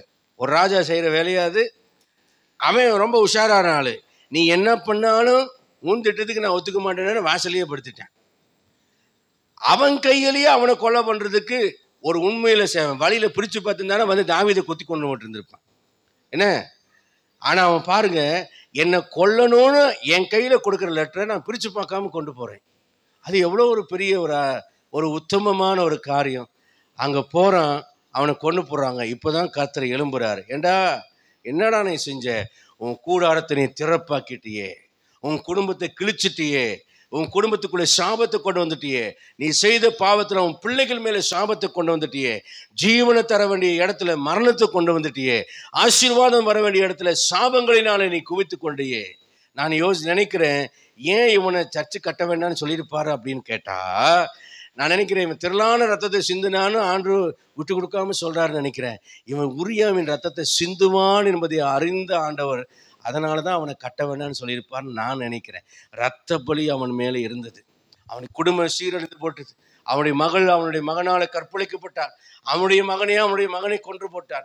அவனுடைய மகனை இவன் வெப்பாட்டுகளை கற்பழித்தான். அவனுடைய மகனே இவனுடைய ஜீவனை வாங்க தேடினான். தன் கையினாலே தன் கண்ணை குத்துகிறது போல தாவீதின் குடும்பத்துல பல காரியங்கள் நடந்தது. ஆனால் முடிவு என்ன? தாவீது விழுந்தான், மன்னிப்பு கேட்டான், ஆண்டவரிடத்துல மன்றாடினான். நடந்த சம்பவம் என்ன? தாவீதின் கூடாரத்தை கர்த்தர் திரும்பவும் எடுப்பித்து நிறுத்துவேன் என்று சொல்லி கர்த்தர் எடுப்பித்து நிறுத்தினார். மத்தேயு 1:6 சொல்லுகிறது, உரியாவின் மனைவியா இருந்தவிடத்தில் தாவீது சாலமோனை பெற்றார். பச்சைபாலை கர்த்தர் ஹானர் பண்றாரு. அட்டவணையில கொண்டு வந்து இயேசு கிறிஸ்து சொல்றார், நான் பச்சைபாலுக்கு பிறந்த சாலமோனுடைய வம்சத்துல பிறந்த இன்னாருக்கு பிறந்த அந்த மரியாளுடைய மகனாக நான் பிறந்தேன் என்று சொல்ல கர்த்தர் வெட்கப்படவில்லை. எதனால தெரியுமா? அவர் பாவங்களை மன்னிக்கிறவரா இருப்பதனாலே. ஆனா அந்த இடத்துல ஒரு விஷயத்துல பாவத்தை அவர் மன்னித்தாலும் பாவத்தை சகித்துக் கொள்ள மாட்டார். அதனாலதான் அவர் என்ன எழுதினான்னா, தாவீது மனைவியா இருந்த பச்சை விளையாடத்தை சாலமோனை பெற்றேன்னு சொல்லாம, தாவீது இல்லீகல் கனெக்ஷன்ல வந்ததுனால கர்த்தர் அது இல்லீகல் என்றே பதிவு செய்கிறார். உரியாவின் மனைவியா இருந்தவளிடத்தில். ஆனா போவாசுடைய மனைவி ரூத்துக்கு அப்படி சொல்லல. இல்ல, நகோமியுடைய பையனை பேரை போட்டு அங்க சொல்லல. அங்க ரூத்தின் இடத்துல மோவாபி ஸ்ரீயாக ரூத்தின் இடத்துல போவாசி புட்டான் போட்டிருக்கு. ஆனா இங்கேயோ உரியாவின் மனைவியா இருந்தவளிடத்தில். ஏன்னா உரியாவினுடைய மனைவியை அவன் தன் மனைவியா எடுத்துக்கொண்டான்.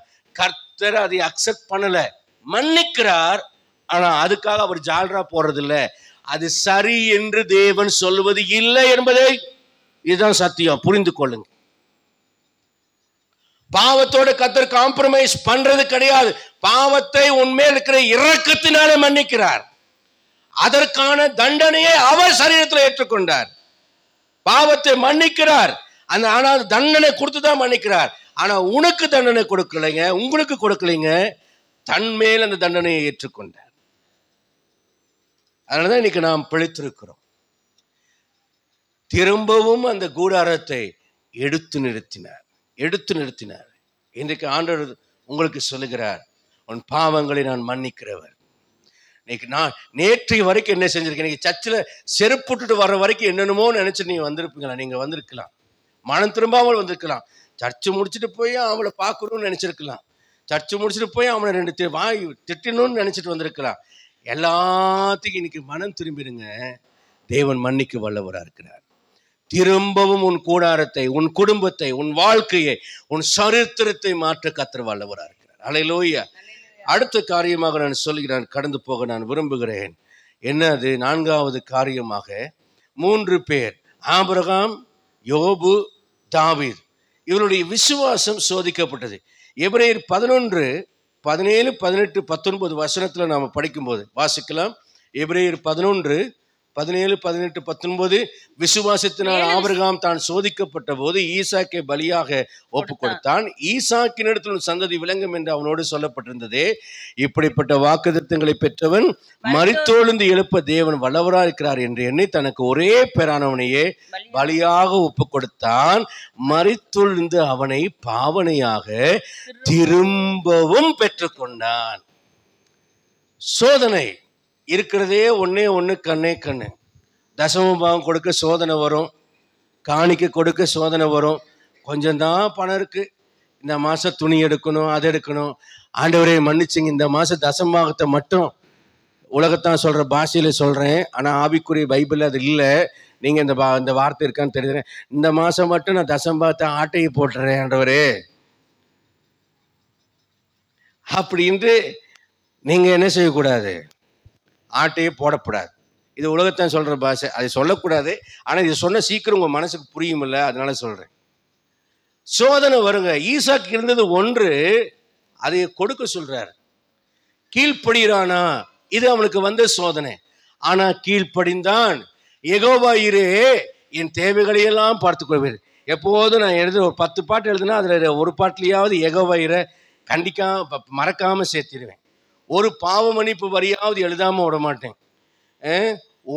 ஏன்னா என்னை தாழ்த்துறதுக்காக நான் எழுதுறது. இப்போ பாடுற பாட்டெல்லாம் இந்த வருஷத்துக்கான நியூ இயர் சாங் எழுதியிருக்கேன். எதுக்கு இதை நான் சொல்ல வரேன்னா, தேவ சமூகத்தில் தேவன் நம்முடைய கீழ்ப்படுதலை அவர் மிகவும் விரும்புகிறார். சவுல் ஏன் தள்ளப்பட்டான்? அவன் கீழ்ப்படியல, அதனால அவன் தள்ளப்பட்டான்.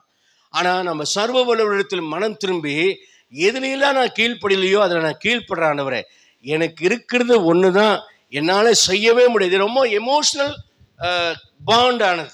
ஈசாக்கு என்பது ஒரே பையன், வயசான காலத்தில் பிறந்தவன். சாராளுக்கு தெரிஞ்சிருந்தா செத்தான் ஆபிரகாம். ஆபிரகாமை போட்டு தாக்கிட்டு கூட சாராளு ஈசாக்கோட எஸ்கேப் ஆகியிருப்பாங்க. ஆனால் சாராளுக்கிட்ட சொல்லாமல் 3 நாள் பிரயாண தூரத்தில் மைண்டு டைவர்ஷன் ஆகாமல் ஒரே உறுதியாக வந்துட்டு எங்கப்பா ஆடுன்னு கேட்கும்போது எவ்வளோ கஷ்டமாக இருக்கு. நீ தானா அந்த ஆடு, வாடான்னு கழுத்து பிடிக்காம யெகோவா இரே, என் தேவன் பார்த்து கொள்வான்னு சொல்லிட்டு வந்தான் பாருங்க. அவனுடைய விசுவாசம் பிளஸ் அவனுடைய கீழ்ப்படுதல். விசுவாசமும் கீழ்ப்படுதலும். என்னுடைய கீழ்ப்படுதல் ஒவ்வொன்றும் எனக்கு விசுவாசம் இருந்தால் தான் வரும். தேவன் ஒருவர் உண்டுங்கிற விசுவாசம் எனக்கு இருந்தா, ஐயோ கர்த்தர் என்னை பார்க்கிறாரே அப்படின்னு சொல்லிட்டு பாவத்தை விட்டு விலகிற கீழ்ப்படுதல் வரும். அப்போ பாவம் செய்றீங்கன்னா என்ன அர்த்தம்? தேவன் இல்லை என்று நீங்க நினைக்கிறீங்க, அவர் பார்க்கலன்னு நினைக்கிறீங்க, அல்லது அவருக்கு தெரியாதுன்னு நினைக்கிறீங்க. அப்ப நீங்க விசுவாசிக்கல. உங்க விசுவாசம் சரியா இருந்தா உங்க கீழ்ப்படுதல் சரியா இருக்கும். இது ரெண்டும் சரியா இருந்தா திரும்பவும் உங்களுக்கு தேவன் எல்லாவற்றையும் தர வல்லவரா இருக்கிறார். அல்லேலூயா. யோபினுடைய காலத்துல பாருங்க, 1:20-21 அவன் சொல்றான், எல்லாத்தையும் இழந்துட்டான். இப்ப ஆபிரகாமுக்காவது சொல்றாரு இது வேணும் அப்படின்னு கேட்கிறாரு. ஆனா யோபுகிட்ட எதையுமே சொல்லாம சடன் ஆக்சிடென்ட், ஒரே நாள்ல எல்லாமே போயிடுச்சு. ஒரு இமைப்பொழுதுல எல்லாமே போயிடுச்சு. அவன் தலையை சரைச்சிட்டு சொல்றான், கர்த்தர் கொடுத்தார், கர்த்தர் எடுத்தார், நிர்வாணியாய் வந்த நிர்வாணியாய் போவேன் அப்படின்னு சொல்லிட்டு கர்த்தருக்கு ஸ்தோத்திரங்கிறான். அல்லேலூயா. என்ன சொல்லணும்? முதல்ல கர்த்தருக்கு கீழ் சோதிக்கப்படும் போது விசுவாசத்தோடு கீழ்ப்படினோம். 2வது நம்ம சோதிக்கப்படும் போது கர்த்தருக்கு நன்றி செலுத்தி நம்மை தாழ்த்த வேண்டும். அல்லேலூயா. 3வது தாவீதை நம்ம பார்க்கிறோம். தாவீதுடைய வாழ்க்கையில் நடந்தது 1 சாமுவேல் 30:6 தாவீது மிகவும் நெருக்கப்பட்டான். 2-3 வசனத்துல வாசிக்கும் போது சிக்கலாகல எல்லாத்தையும் கேப்சர் பண்ணிட்டு அமலேக்கின் எடுத்துக்கொண்டு போய்விட்டான். மனைவி பிள்ளைங்க எல்லாத்தையும் கொண்டு போயிட்டான். 18-19 2 வசனங்களை நீங்க பார்க்கும்போது அங்க என்ன போடப்பட்டிருக்கிறது என்றால், அந்த வசனத்தை வாசிக்கலாம். பிடித்துக் கொண்டு போன எல்லாவற்றையும் தன்னுடைய 2 மனைவிகளையும் தாவீது விடுவித்தார். அந்த வசனத்தை பாருங்க, பிடித்து கொண்டு போன எல்லாவற்றையும் தன்னுடைய 2 மனைவிகளையும் தாவீது விடுவித்தான். அடுத்தது, கொள்ளையாடி கொண்டு போன எல்லாவற்றிலையும், இந்த வார்த்தை தான் முக்கியம், சின்னது பெருசு, குமாரர் குமார்த்திகள் ஒன்றும் குறைவுபடாமல் தாவீது எடுத்துக் கொண்டான்.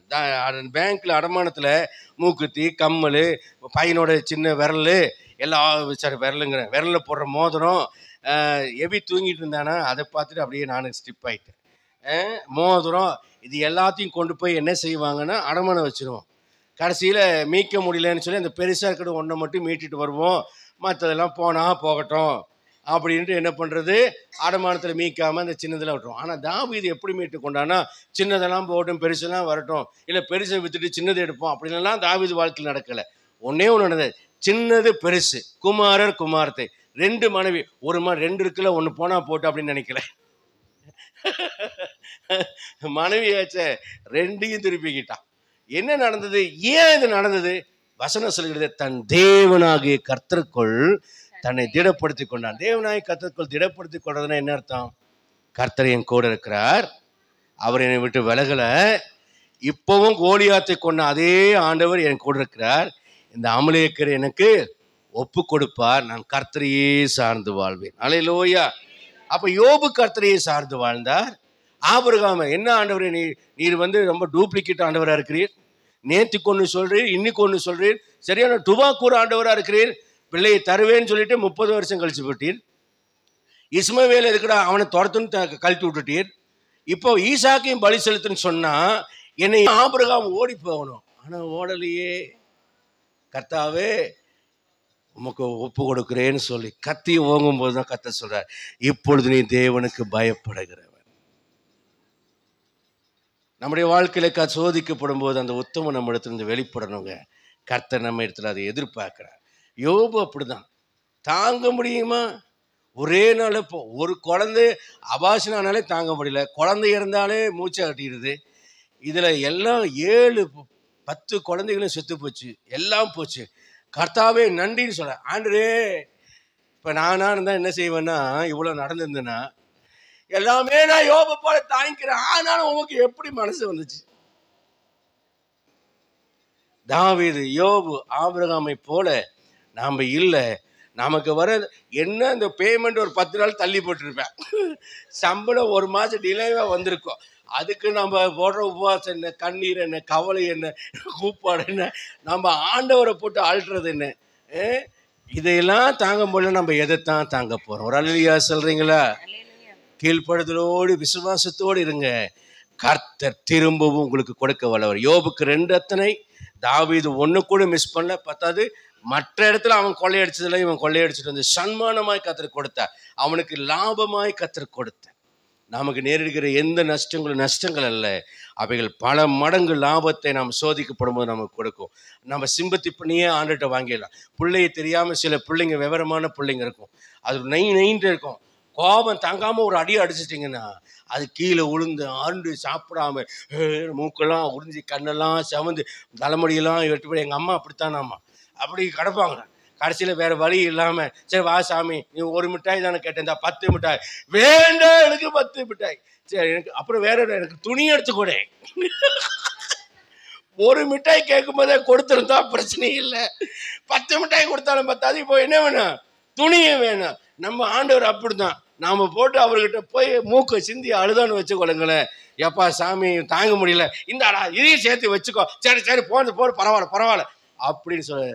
ஆபிரகாமுக்கு நட்சத்திர சந்ததி, யோபுக்கு 2 அத்தனையான பலன், தாவீதுக்கு எக்ஸ்ட்ரா ஒரு லாபம். இவைகளை கொடுத்த ஆண்டவர் உங்களுக்கும் எனக்கும் நம்ம சோதிக்கப்பட்ட நாட்களுக்கும் துன்பத்தை கண்ட சிறுமை கண்ட நாட்களுக்கு சரியாய் அதிகமாக மகிழ்ச்சியாக்க அவர் வல்லவராக இருக்கிறார். அல்லேலூயா. கடைசியா ஒன்று சொல்லி நான் முடிச்சுறேன். 5வது காரியம், சங்கீதம் 71, 20, 21 அந்த வசனங்கள் சொல்லுகிறது, பூமியின் பாதாளங்களிலிருந்து திரும்பவும் என்னை ஏற பண்ணி என் மகிமையை பெருக பண்ணி என்னை தேற்றுவீர். வாசிக்கலாம். அநேக இக்கட்டுகளையும் ஆபத்துகளையும் காணும்படி செய்து என்னை நீ திரும்பவும் உயிர்ப்பித்து திரும்பவும் என்னை பூமியின் பாதாளங்களிலிருந்து ஏற பண்ணுவீர், என் மேன்மையை பெருக பண்ணி என்னை மறுபடியும் தேற்றுவீர். இது உயிர்த்தெழுதலை குறித்து சொல்லுகிறார். பூமியின் பாதாளங்களில் மரித்து அடக்கம் பண்ணப்பட்டாலும் பழைய ஏற்பாட்டு பரிசுத்தவான்கள் அவருடைய ஆத்மா பாதாளத்துக்குள்ளே டாட்டரஸ் என்று சொல்லுகிற 1ஆம் பாதாளத்தில் இறங்கும். அந்த பாதாளத்தில் இருந்த பரிசுத்தவான்களுடைய ஆத்மாக்களைத்தான் இயேசு கிறிஸ்து சிலுவையிலே மரித்த போது அவருடைய ஆவி பாதாளத்தில் இறங்கி அங்கே இருந்த மரித்த ஆத்மாக்களை அவர் தன்னோடு அழைத்து கொண்டு சிறைப்பட்டவர்களை சிறையாக்கி கொண்டு அவர் உன்னதங்களில் ஏறினார். இப்பொழுது பரலோகத்துக்கு பக்கத்துல, பரலோக ராஜ்யத்துக்குள்ளே பரதீஸ் என்ற ஒரு இடம் வைக்கப்பட்டிருக்கிறது. அங்கே மரித்த பரிசுத்தவான்கள் அங்கே இளைப்பாறுகிறார்கள். அங்கே நாம் தேற்றப்படுவோம். அதுக்கு பெயர் ஆபிரகாமின் மடி என்று பெயர். அல்லேலூயா. நாம் எதற்காக ரட்சிக்கப்பட்டிருக்கிறோம்? இதை சொல்லாம ஒரு பிரசங்கத்தை முடிக்க கூடாது. மேன்மையான உயிர்த்தெழுதலை அடைவதற்காக. இங்க ஏன் பெந்தெகோஸ்தைக்காரர்களா இருக்கிறோம்? ஏன் ஆவிக்குரியவர்களா இருக்கிறோம்? மேன்மையான அந்த உயிர்த்தெழுதலை அடைவோம் என்கிற நம்பிக்கைக்காக. 1 கொரிந்தியர் 15 எல்லாம் அடக்காரதனை சொல்கிற வசனம் 51, 52, மரித்தோர் அழிவில்லாதவர்களாய் எழுந்திருப்பார்கள், உயிரோடு இருக்கிற நாமும் அவருக்கு எதிர்கொண்டு போக மறுரூபமாக்கப்படுவோம். அல்லேலூயா. இந்த நம்பிக்கையினாலே நாம் ரட்சிக்கப்பட்டிருக்கிறோம். 1 தெசலோனிக்கேயர் 4:14-17 சொல்கிறார், நித்திரை நிமித்தம் நம்பிக்கையற்றுள்ளான மற்றவர்களைப் போல துக்கித்திருக்க எனக்கு மனதில்லை, ஏனென்றால் இயேசு கிறிஸ்து மரித்து பின்பு உயிர்த்தார் என்பதை நாம் அறிந்திருக்கிறோமே. அடுத்த வசனங்களை மாத்துங்க. அறிந்திருக்கிறோமே. அங்க வசனத்தை சொல்லு, 16ஆம் வசனம், ஏனெனில் கர்த்தர் தாமே ஆரவாரத்தோடும் பிரதான தூதனுடைய சத்தத்தோடும் தேவ எக்காலத்தோடும் வானத்திலிருந்து இறங்கி வருவார். அப்பொழுது கிறிஸ்துவுக்குள் மரித்தவர்கள் முதலாவது எழுந்திருப்பார்கள். பின்பு உயிரோடு இருக்கு நாமும் கர்த்தருக்கு எதிர்கொண்டு போக மேகங்கள் மேல் அவர்களோடு கூட ஆகாயத்தில் எடுத்துக்கொள்ளப்பட்டு இவ்விதமாய் எப்பொழுதும் கர்த்தருடனே கூட நாம் இருப்போம். அல்லேலூயா, அல்லேலூயா. ஆகவேதான் ஆண்டவர் சொல்றார், மரணமே உன் கூர் எங்கே, பாதாளமே உன் ஜெயம் எங்கே? மரணத்தின் கூர் பாவம், ஆனால் பாவத்திலிருந்து கர்த்தர் நம்மை மன்னிப்பு விழுதெடுத்திருக்கிறார். அல்லேலூயா. ஆகவேதான் நாம் பாவம் செய்யாதபடிக்கு உலகத்தாரை போல பாவம் செய்யாமல் பரிசுத்தமாய் வாழ்வதற்காக நாம் பாடுபடுகிறோம். அப்போஸ்தலனாகிய பவுல் சொல்கிறார் 2 தீமோத்தேயு 4:6-7 நல்ல போராட்டத்தை போராடினேன், ஓட்டத்தை முடித்தேன், ஏனெனில் நான் தேகத்தை விட்டு பிரியும் காலம் வந்தது, விசுவாசத்தை காத்து கொண்டேன், இது முதல் நீதியின் ஜீவிக்கிடம் எனக்காக வைக்கப்பட்டிருக்கிறது, நீதியுள்ள நியாயாதிபதியாய் கர்த்தர் அந்நாளில் அது எனக்கு தந்தருளுவார். எனக்கு மாத்திரமல்ல, நமக்கு சொல்கிற வார்த்தை, அவர் பிரசன்னமாகுதலை விரும்பும் யாவருக்கும் அதை தந்துருவார். எத்தனை பேருக்கு இயேசு திரும்ப வரணும்னு ஆசை இருக்கு? நம்ம பெந்தெகோஸ்தைக்காரங்களை பாரி போய் சொல்றவங்க யாருமே கிடையாது. உண்மையா இயேசு விரும்பணும்னு வரணும்னு விரும்புறீங்களா? இல்ல சாரதாஸுக்கு போய் நியூ இயருக்கு துணி எடுக்கணும்னு விரும்புறீங்களா? கிறிஸ்துமஸ் கொண்டாடணும்னு விரும்புறீங்களா? உண்மையை சொல்லப்போனா கிறிஸ்துமஸ் அன்னைக்கு பிரியாணி சாப்பிடலாம் தானே விரும்புறீங்க, துணி எடுக்கலாம் தானே விரும்புறீங்க, நியூ இயர்க்கு நல்ல ஆராதனை போயிட்டு நல்லா சமைத்து நல்லா சாப்பிடும் தானே விரும்புறீங்க. ஆசீர்வாதம் அடுத்த வருஷம் புதுசா இன்னும் ஆசீர்வாதம் கர்த்தர் தருவார், இந்த வருஷமே ஆண்டவர் வரணும், ஆண்டவர் நியூ இயர் வர்றதுக்கு முன்னாடி நீ வந்து விடும் ஐயா, கிறிஸ்துமஸ் வர்றதுக்கு முன்னாடி வாரும் ஐயா. யாரு ஒருவேளை அப்படி ஜெபம் பண்ணுவாங்கன்னா, உங்க டார்ச்சர் தாங்காம குடும்ப தலைவர்கள் வேணா ஜெபம் பண்ணுவாங்க, ஐயோ பெரிய பட்ஜெட்டா போட்டு விடுவாங்களே அப்படின்ட்டு வேணா நீ வந்தா எனக்கு தொல்லை தீந்துருமேன்னு நினைக்கலாம். ஆனா உண்மையில நம்ம விரும்புறோமா நீங்க நினைச்சு பாருங்க. பல பேர் அதை பத்தியே சிந்திக்கிறது இல்லை. நான் விரும்புகிறேன், மனதார விரும்புகிறேன், என் ஆத்துமா விரும்புகிறது. ஒரு சின்ன பையனா இருக்கும்போது நான் இயேசுவை ஏற்றுக்கொண்டேன்னா அது பாலிய வயது பக்தி இல்லைங்க. எனக்கு அப்பவே தோணும், நான் யார், நான் எங்கிருந்தேன், பிறக்கிறதுக்கு முன்னால் நான் எங்கிருந்தேன், எனக்கு இங்கே என்ன வேலை, இந்த கேள்வி எனக்குள்ள வந்துட்டே இருந்தது. இந்த வேதம் எனக்கு அவைகளுக்கெல்லாம் பதில் தந்தது. இப்போ என்னுடைய வேலை என்ன? ஊழியம் செய்து சத்தியத்தை பிரசங்கம் பண்ணுவது. நான் எதற்காக இங்கே வந்திருக்கிறேன்? ஆண்டவருடைய சத்தமாக இங்கே வந்திருக்கிறேன். என்னுடைய வேலை இது. இனி நான் எங்கே போக போகிறேன்? ஆண்டுகிட்ட போக போகிறேன். வர்றதுக்கு முன்னால் நான் எங்கே இருந்தேன்? நான் ஆண்டவரோடு இருந்தேன், அவருடைய ஆவியோடு அவருடைய ஆவியாக இருந்தேன். என்ன இந்த பூமிக்கு அனுப்பி ஒரு மனுஷனாக எனக்கு மாம்சத்தை சரீரத்தை கொடுத்து எனக்கு ஜீவ ஆத்மாவை சிருஷ்டித்து கர்த்தர் இன்னைக்கு உங்க முன்னால ஊழியக்காரனை வச்சுக்கிறாரு. சுருக்கமாக இதை நான் அறிந்து விட்டபடினாலே உலகத்தின் மாயைகள் மனசுக்குள்ள வந்து நம்மை விழத்தள்ள முடியாது. இதை அறியாதவங்க தான் என்ன செய்யறாங்க? எனக்கு வீடு வேணும், ஆஸ்தி வேணும், ஐஸ்வர்யம் வேணும், பணம் வேணும், அது வேணும், அதிகாரம் வேணும், உலகத்தின் மகிமைக்காக அலைகிறாங்க. அதை குறித்து பிலிப்பியர் 3:10 சொல்லுகிறார், எப்படியாயினும் மரித்தொழுந்து எழுங்க நான் தகுதியாக எல்லாவற்றையும் நான் விட்டு நஷ்டம் குப்பையுமா எண்ணுகிறேன்னு பிலிப்பியர் 3:11-10 அவர் சொல்றார். அப்படி சொல்லிட்டு 18-19 அவர் சொல்றாரு, நாங்கள் இப்படி சொன்னாலும் அநேகர் வேறு விதமாய் நடக்கிறார்கள், அவர்கள் கிறிஸ்துவின் சிலுவைக்கு பகைஞர், இப்பொழுதும் கண்ணீரோடு சொல்றேன் சொல்லிட்டு அவர் என்ன சொல்றாரு அடுத்த வசனத்துல, அவருடைய முடிவு அழிவு, அவருடைய தேவன் வயிறு, அவருடைய மகிமை லட்சை, அவர்கள் பூமிக்கு அடுத்தவைகளை சிந்திக்கிறார்கள். நீங்க பரலோகம் போவீங்களா போக மாட்டீங்களாங்கிறது நான் உங்களுக்கு சொல்வேன்னு சொன்னா நீங்க நம்புவீங்களா? எனக்கே தெரியாது. அது ஒருவேளை நீங்க மறிச்சா நான் என்ன சொல்லுவேன்னா, இவன் கிறிஸ்துவுக்குள் மறித்திருக்கிறான்னு தான் நான் போய் சொல்லுவேன். எனக்கு தெரியாது. ஏன்னா எல்லாத்துக்கும் அதை தான் நான் சொல்லணும், இல்லைன்னா உங்கள் பிள்ளைங்க என்கிட்ட சண்டைக்கு வந்துடுவாங்க. ஆனால் உங்களுக்கு தெரியும், என்ன தெரியும் அப்படின்னா, பூமியிலேயே வாழணும், நல்லா சாப்பிடணும், நல்ல பீஃபாக வாங்கணும், நல்ல கறியாக வாங்கணும், நல்ல கோழியாக திங்கணும், நல்ல பிரியாணியாக திங்கணும், தொட்டுக்கு ஒரு கருவாடாவது வேணும். அவர் தேவன் வயிறு. யார் டைமை திரும்பி திரும்பி பார்க்கறது? எவர்களுடைய தேவன் வயிறாக இருக்கிறதோ அவரெல்லாம் டைமை திரும்பி திரும்பி பார்ப்பாங்க. நேராச்சு, கறிக்கடை சாத்திருப்பானே, மீன் கடை சாத்திருப்பானே. உங்க தேவன் வயிறா அல்லது உங்க தேவன் வேத வார்த்தையா? தேவனுடைய வார்த்தை. மனுஷன் அப்பத்தினால மாத்திரமல்ல, தேவனுடைய வாழ்ந்து புறப்படும் வார்த்தையினால் பிழைப்பான். ரெண்டே ஆப்ஷன் தான், ரெண்டு எஜமான். உலக பொருள், உலகம் அல்லது தேவன். இன்னொன்று வயிறு, இல்லைன்னா கர்த்தருடைய வார்த்தை. நீங்க வைத்த சாமியை ஆராதிக்கிறவங்களா இல்ல வார்த்தை சாமியை ஆராதிக்கிறவங்களா? நம்முடைய இயேசு சாமி வார்த்தை சாமி. நம்முடைய இயேசு சாமி வைத்த சாமி அல்ல. அநேகர் வைத்த சாமிக்கு ஊழியமும் வைத்த சாமிக்கு செய்கிறாங்க. கிறிஸ்தவ வாழ்க்கையிலும் இம்மைக்காக தேவன் பேர நம்பிக்கை இருக்காங்க. ஆனால் என்னுடைய நம்பிக்கை மேன்மையான உயிர்த்தலை அடையவும். 20ஆம் வசனம் சொல்லுகிறது, நான் முடிக்கிறேன். நம்முடைய குடியிருப்பு பரலோகத்தில் இருக்கிறது, அங்கே இருந்து கர்த்தராக இயேசு கிறிஸ்து நம் ரட்சகர் வர எதிர்பார்த்து கொண்டிருக்கிறோம். எத்தனை பேர் எதிர்பார்க்குறீங்க?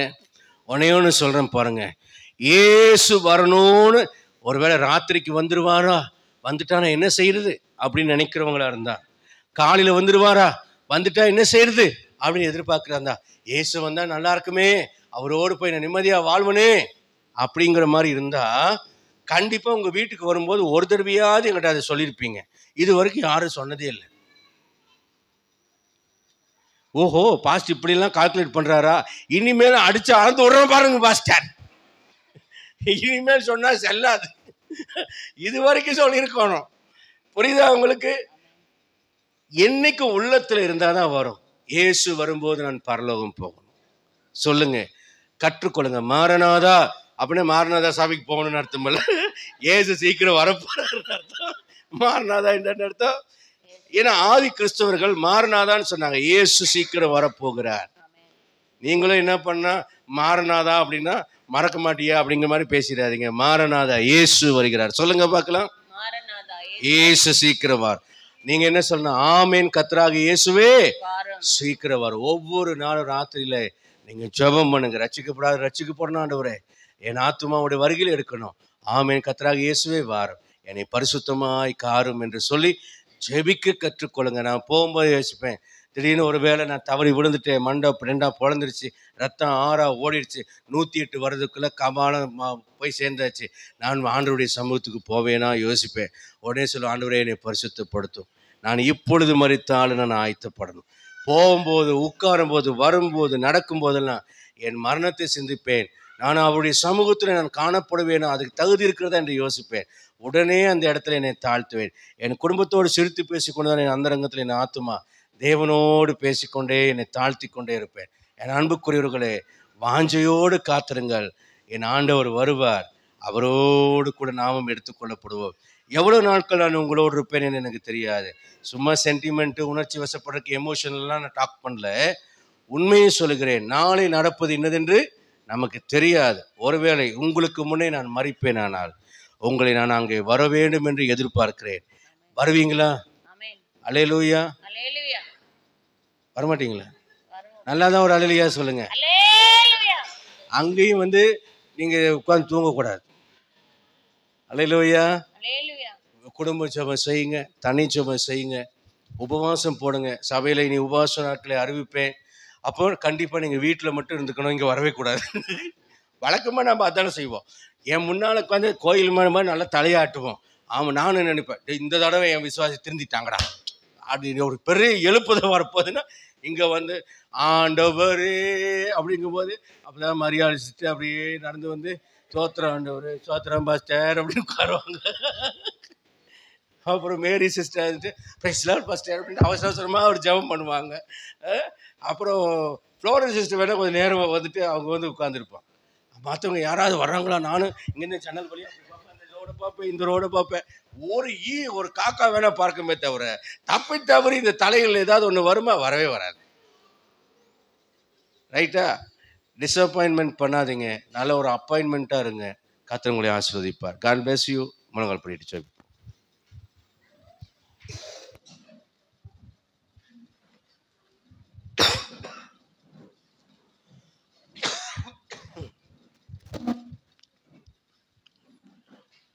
என் அன்புக்குரியவர்களே, கடைசி காலத்தில் வந்திருக்கிறோம். நம்முடைய ஆத்துமா தேவ சமூகத்துக்கு பங்கடைவதற்கு தகுதியுள்ளதாய் மாற வேண்டும். திரும்பவும் நம்மை உயிர்ப்பிக்கிற ஆண்டவர் நம் மத்தியில் இருக்கிறார். நம்முடைய நன்மைகளை அவர் நமக்கு திரும்பவும் தருவார். அவர் நம்பிக்கையின் தேவன். பாவ மன்னிப்பு மாத்திரமல்ல, அவர் தம்முடைய வாக்கிலே உண்மையுள்ளவராயிருக்கிறார். இன்னும் உயர்த்துவார், இன்னும் ஆசீர்வதிப்பார். சிம்சோனுக்கு திரும்பவும் ஒரு வாய்ப்பை தந்தார். அவனை கட்டி எழுப்பினார். அதே போல் அவர் நம்மை கட்டி எழுப்ப வல்லவராக இருக்கிறார். ஆபிரகாம், தாவீது, யோபினுடைய வாழ்க்கையிலே சோதிக்கப்பட்ட அவர்களுடைய சோதனையிலே திரும்பவும் அவர்களை கர்த்தர் ஆசீர்வதித்தார்.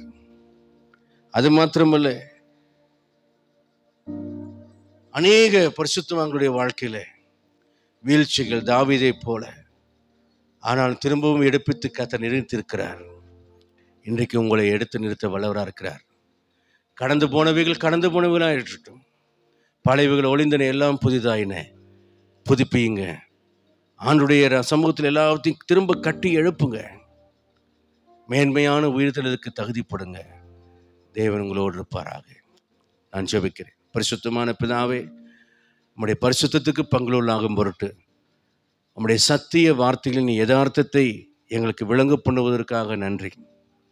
இன்றைக்கு நாங்கள் கேட்ட சத்தியத்தை நாங்கள் எச்சரிப்போடு, நம்பிக்கையோடு, விசுவாசத்தோடு இவைகளை கை கொண்டு சர்வ வல்லவரிடத்தில் எங்களுடைய மனம் திரும்புதல் சீராகவும் சரியாகவும் காணப்பட, இன்னும் நாங்கள் எதிலே தவறினோம் என்பதை கர்த்தர் உணர்த்துகிறதான வேலையிலே அவைகளெல்லாம் எங்களை சீர்படுத்தி கொள்ள எங்களை ஒப்புக் கொடுக்கிறோம்.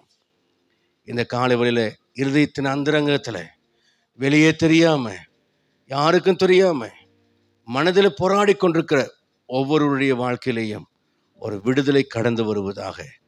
இயேசுவின் நாமத்தினாலே மன்னிப்பும் ஆட்சிப்பையும் மேன்மையும் அவர்களுக்கு அருள செய்யப்படுவதாக. தேவக்கரம் துணையாயிருந்து அவர்களை உயிர்ப்பிக்கும்படி உம்முடைய சமூகத்தில் மன்றாடுகிறோம். சிம்சோனுக்கு திரும்பவும் ஒழித்தது போல தேவன் எல்லாவற்றையும் திரும்பவும் கிடைக்க உதவி செய்யும்.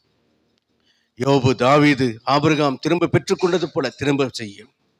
நேபுகாத்நேச்சருக்கு புத்தி திரும்ப வந்தது போல ஒரு நல்ல ஞானமுள்ள ஆவியை எங்களுக்கு திரும்பவும் தாரும். இயேசுவின் நாமத்தில் நம்முடைய ஜனங்கள் களி கூறுவார்களாக. விழுந்து போன தாவீதின் கூடாரத்தை எடுப்பித்து நிறுத்தி பட்சித்த வருஷங்களின் விளைவை திரும்ப கொடுக்கிற தேவனாகிய கர்த்தர் இழந்தவைகளுக்கெல்லாம் ஈடாக நன்மையானவர்களை தந்து கர்த்தர் நடத்தும். நாங்கள் விரும்பவும் மறித்தாலும் திரும்பவும் நாங்கள் உயிரோடு எழுந்திருக்க போகிறோம். ஆகவே அந்த மேன்மையான உயிர்த்தலுக்கு தகுதிப்பட எங்களுக்கு உதவி செய்யும். கிருபிக்க போடுக்கிறோம். எங்களை ஆசீர்வதியும். எங்களை உணர்வுள்ளாக்கும். உங்களுடைய சத்தியத்திலே நடத்தும். முடிவில் எங்களை மகிமையிலே ஏற்றுக்கொள்ளும். இரட்சகரும் கர்த்தருமாகிய இயேசு கிறிஸ்து நாமத்தில் ஜெபிக்கிறோம் நல்ல பிதாவே. என் ஆத்மாவே கர்த்தரை ஸ்தோத்திரி, மகிமை பரிசுத்த நாமத்தை ஸ்தோத்திரி. என் ஆத்மாவே கர்த்தரை ஸ்தோத்திரி, கர்த்தர் செய்த சலுபாங்களை மறவாதே. ஆமென். நம்முடைய கர்த்தராகிய இயேசு கிறிஸ்து கிருபையும் பிதாவுடைய அன்பும் பரிசுத்த ஆவியானோட அநியோன்யைக்கும் ஆசீர்வாதம் சந்தோஷமாக நம் அனைவரோடும் ஒழுங்கு சகல பரிசுத்தவான்களோடு இன்றும் என்றும் கர்த்தர் திரும்ப வரும் இருப்பதாக. ஆமென். God bless you all. கர்த்தர் உங்களை ஆசீர்வதிப்பாராக. தேவனுடைய ஆலயத்திற்காக நியூ இயர் கிறிஸ்மஸ்